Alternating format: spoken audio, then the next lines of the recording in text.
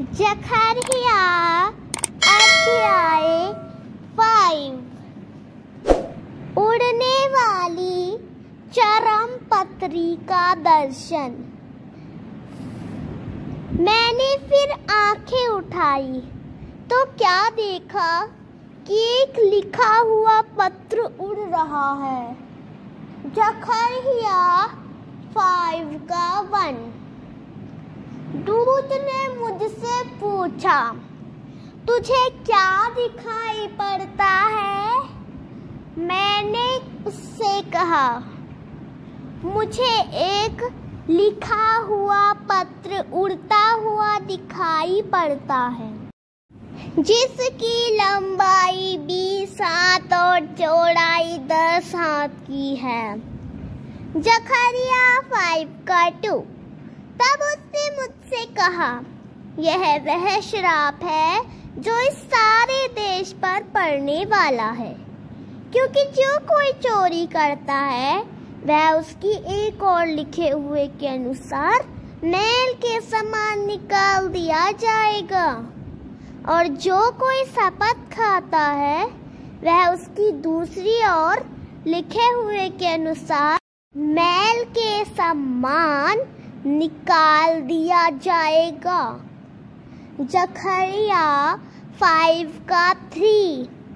सेनाओं के यहोवा की यह वाणी है, मैं उसको ऐसा चलाऊंगा कि वह चोर के घर में और मेरे नाम की झूठी शपथ खाने वाले के घर में घुसकर ठहरेगा और उसको लकड़ी और पत्थरों समेत नष्ट कर देगा। जकरिया 5:4। यह जकरिया 5:1 से लेकर 4 तक का दृश्यात्मक और भविष्यवाणी से भरा हुआ वचन है, जिसमें उड़ते हुए पत्र का जिक्र है। इसे सरल शब्दों में ऐसे समझ सकते हैं। अर्थ: जकरिया कहता है कि उसने एक बड़ा उड़ता हुआ पत्र देखा है। जब उसने उससे पूछा गया कि क्या देखता है, तो उसने बताया कि यह एक उड़ता हुआ पत्र है जो काफी बड़ा है। फिर उसे बताया गया कि यह उड़ता हुआ पत्र एक श्राप, सजा का संदेश है जो पूरे देश पर लागू होगा। इसमें 2 प्रकार के पापों की सजा लिखी है। चोरी करने वाले, यह पत्र उन्हें दंडित करेगा। झूठी शपथ खाने वाले, यानी जो लोग झूठ बोलकर भगवान का नाम देते हैं, उन्हें भी यह दंडित करेगा। ईश्वर कहता है कि यह श्राप उन लोगों के घरों में जाएगा जो ये पाप करते हैं, और उनके घरों को पूरी तरह से नष्ट कर देगा, चाहे वह लकड़ी के बने हो या पत्थर के। मुख्य संदेश: यह भविष्यवाणी यह दिखाती है कि भगवान अन्याय और पाप को बर्दाश्त नहीं करते, विशेषकर चोरी और झूठी शपथ जैसे कर्म। अतः ऐसे पापियों को दंड मिलेगा, चाहे वे कहीं भी छुपे हों। एपा में बैठी स्त्री से संबंधित दर्शन। 5। तब जो दूत मुझसे बातें करता था, उसने बाहर जाकर मुझसे कहा, आंखें उठाकर देख कि वह क्या वस्तु निकली जा रही है। 6। मैंने पूछा, वह क्या है? उसने कहा, वह वस्तु जो निकली जा रही है वह एक एपा का नाप है।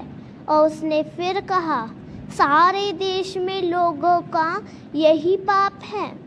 7। फिर मैंने क्या देखा कि एपा का शीशे का ढक्कन उठाया जा रहा है, और एक स्त्री है जो एपा के बीच में बैठी है। 8। दूत ने कहा, इसका अर्थ दुष्टता है, और उसने उस स्त्री को एपा के बीच में दबा दिया और शीशे के उस ढक्कन से एपा का मुंह बंद कर दिया। 9। तब मैंने आंखें उठाई तो क्या देखा कि 2 स्त्रियां चली जाती हैं, जिनके पंख पवन में फैले हुए हैं और उनके पंख सारस के से हैं, और वे ऐपा को आकाश और पृथ्वी के बीच में उड़ाए लिए जा रही हैं। एक स्वर्गदूत जखरिया से कहता है कि वह ऊपर देखे कि क्या आ रहा है। जखरिया पूछता है, ये क्या है? स्वर्गदूत बताता है कि यह एक ऐपा है। ऐपा उस समय मापने का एक बर्तन था और यह लोगों के पाप को दिखा रहा है जो पूरे देश में फैला है। फिर जखरिया देखता है कि उस ऐपा का ढक्कन खोला जा रहा है और उसके अंदर एक स्त्री बैठी है। स्वर्गदूत बताता है कि यह स्त्री दुष्टता को दर्शाती है। फिर वह स्त्री को दोबारा ऐपा के अंदर दबा दिया जाता है और उसका मुंह बंद कर दिया जाता है ताकि दुष्टता छुपी रहे। इसके बाद जखरिया देखता है कि 2 स्त्रियां उड़ रही हैं, जिनके पंख सारस एक पक्षी जैसे हैं और वे उस ऐपा को आकाश और पृथ्वी के बीच में उड़ाए लिए जा रही हैं। इसका मतलब ये है, यह एक दृष्टि है जो यह दिखाती है कि कैसे पाप और दुष्टता को पहचान कर उसे सीमित किया जा रहा है और फिर उसे दूर ले जाया जा रहा है। यह बताता है कि ईश्वर पाप को देखता है, उसे बर्दाश्त नहीं करता और एक दिन उसे न्याय के अनुसार निपटाएगा। 10 तब मैंने उस दूत से जो मुझसे बातें करता था पूछा, वे ऐपा को कहाँ लिए जाती हैं? 11 उसने कहा, शिनार देश में लिए जाती हैं कि वहाँ उसके लिए एक भवन बनाए और जब वह तैयार किया जाए तब वह ऐपा वहाँ अपने ही पाए पर खड़ा किया जाएगा। यह वचन जखरिया 5 का 5, 10, 11 है, जिसमें एक दूत स्वर्गदूत भविष्य दृष्टा जखरिया से बातें कर रहा है।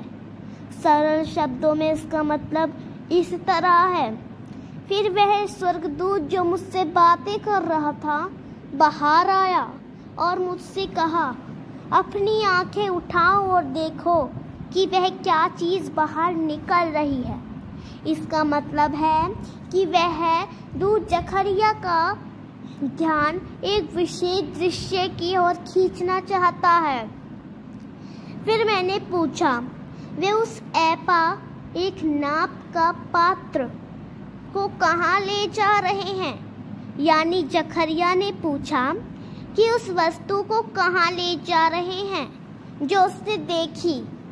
दूत ने कहा, वे इसे शिनार देश बाबेल ले जा रहे हैं। वहाँ इसके लिए एक घर बनाया जाएगा और जब वह तैयार होगा तो यह पात्र वहाँ अपनी जगह पर रखा जाएगा। इसका अर्थ है कि यह बुराई जो उस पात्र में थी को एक निश्चित स्थान पर स्थापित किया जाएगा। शिनार एक प्रतीक है बुराई के निवास स्थान का। संक्षेप में सरल शब्दों में अर्थ, ईश्वर जखरिया को दिखा रहे हैं कि बुराई जो एक पात्र में दिखाई गई को एक विशेष जगह शिनार लिए जाया जाएगा और वहाँ उसके लिए घर बनाया जाएगा। यानी बुराई को एक समय के लिए वहाँ रखा जाएगा। यह भविष्य में होने वाली बातों का एक रूपक है। आमीन। अगर आपको यह वीडियो पसंद आया हो तो आप इस वीडियो को लाइक करें और हमारे चैनल पवित्र यीशु 97 को सब्सक्राइब करें और कमेंट में प्रभु की महिमा के लिए आमीन या हालेलुया जरूर लिखें। Thank you.